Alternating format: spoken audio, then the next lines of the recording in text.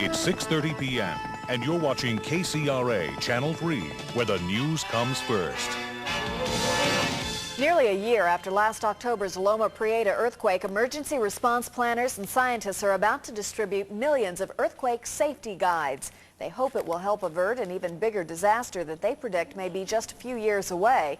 As Channel 3's Chuck Coppola reports, the guides are the result of months of work to alert the public that the big one still hasn't happened yet.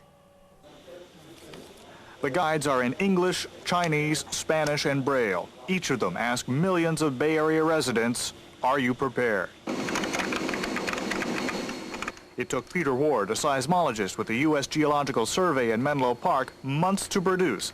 But it is vital, he says, because Bay Area residents think the worst has already happened. Now, in Northern California, since the earthquake last fall, many people have perceived the threat.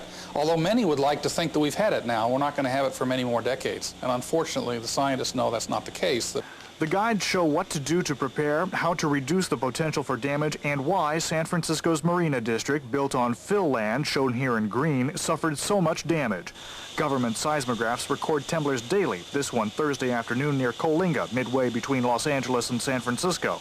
But after nearly 70 years of relatively little shaking, seismologists say we now appear to be entering a more active period for earthquakes. Ward says a similar period happened after California's gold rush. I mean, for example, in 1865, there was an earthquake in the Santa Cruz Mountains, much like Loma Prieta. 3 years later, there was a major earthquake on the Hayward Fault in 1868.